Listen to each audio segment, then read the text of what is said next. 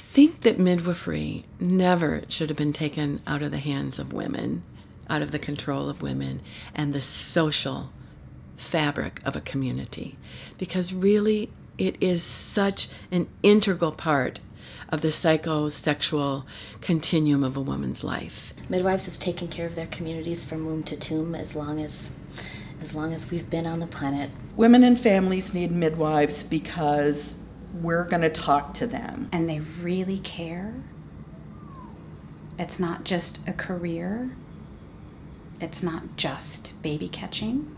It's a very big part of what we do as midwives is help people through their sexual trauma and history and abuse. Being hurt affects women so deeply, and it affects all of us, not just the woman who's been abused. One of my biggest concerns is the C-section rate in our country. We just have watched it climb. For me, it's a social justice issue. You know, women need to have access to care that is meaningful to them, that is culturally appropriate, that's affordable. If you can support the mother, you support the child and you support the society, because you're starting everybody off in the best way possible. We're really looking out to make sure too that the father of the baby is imprinting as well during that birth, and that their power not be stripped from them. I have a lot of women who want to see their labs and want them explained to them. They deserve that. Shouldn't they have access to the same information we do? You see more and more in the expressions of the artwork attention to maternal and child health issues. All those elements that are protective of women and babies are returning. I'm a midwife. I'm a midwife. I'm a midwife. I am a midwife. I'm a student midwife. I'm a midwife.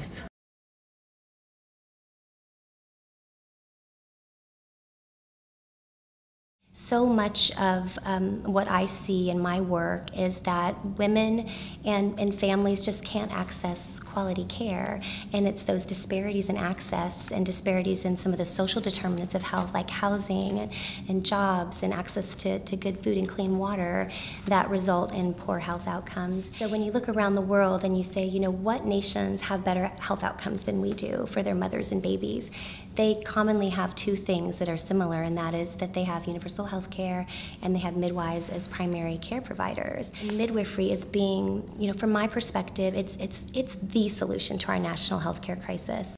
In my years as a nurse, just walking on the unit and seeing the list of who had a C-section and who had a vaginal delivery, and you know, they color code them, and the list being all pink, which meant C-section, and just being shocked at, oh my goodness, every person who's here had a C-section.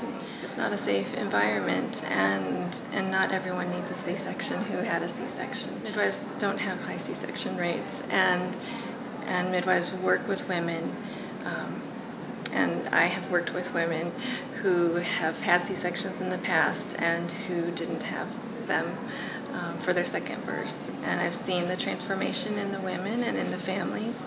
We need new midwives and midwives everywhere to have another option for women and make sure that they know that they have other options and that they can choose their healthcare provider without having anybody tell them they have to do an OBGYN. They can choose midwifery. Our generation and the younger generations are really hungry and thirsty for that kind of care and that kind of connection. Here in Canada, the largest population is the reproductive age, people of reproductive age. There's a lot of need for midwifery. The same is true in the United States. We have the highest birth rate in North America, Native American people. So there's a real need. The good thing about midwifery is that the whole family becomes educated about reproductive health.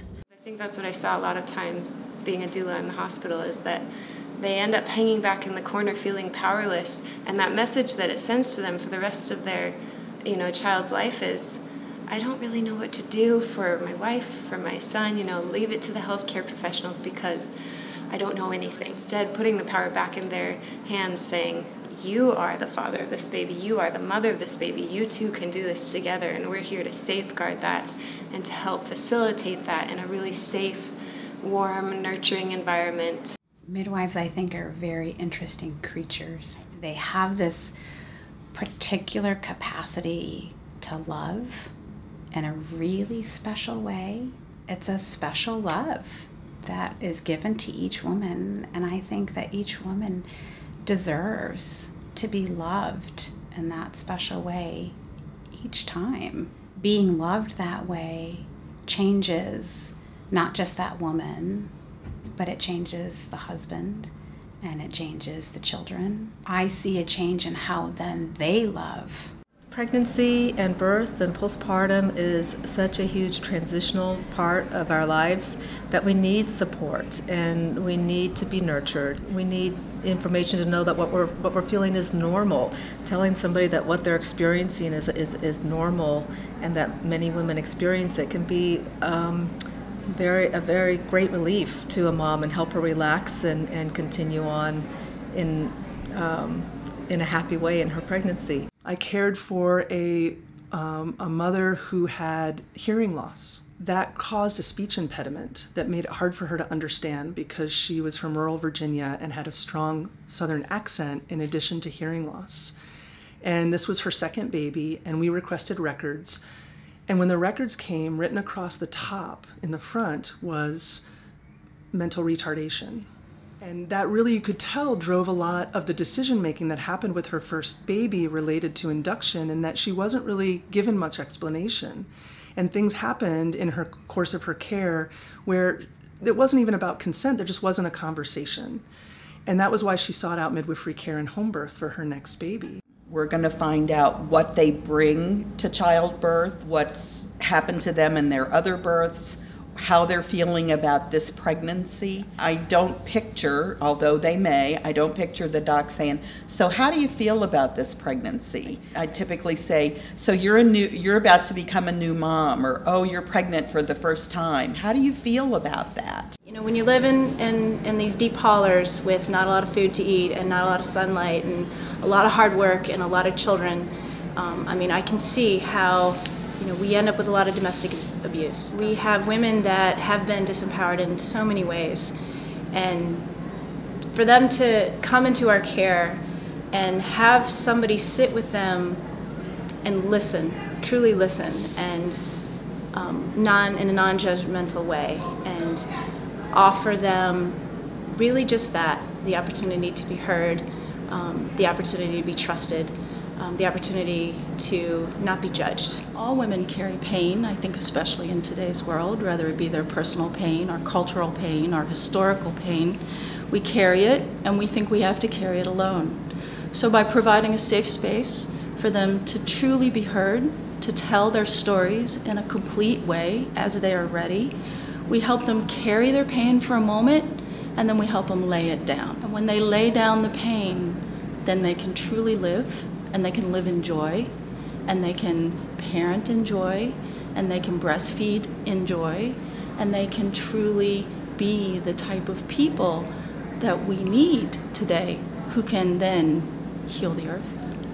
We have to know the modern science and the modern competencies to care safely for women, but we cannot forget the art of midwifery. And that piece that makes midwifery such an extraordinary social exchange between women. Because midwife means with women, and that implies a relationship. And that relationship is what is so important. Women and midwives are braided together like a grapevine that are dependent on one another. And I don't know if you know this, but in order for a grapevine to grow, it has to be woven together. And that's what makes it so special for women and for midwives as birth workers. I am a midwife. I am a midwife. I'm a midwife. I am a midwife. I am a midwife. I am a midwife.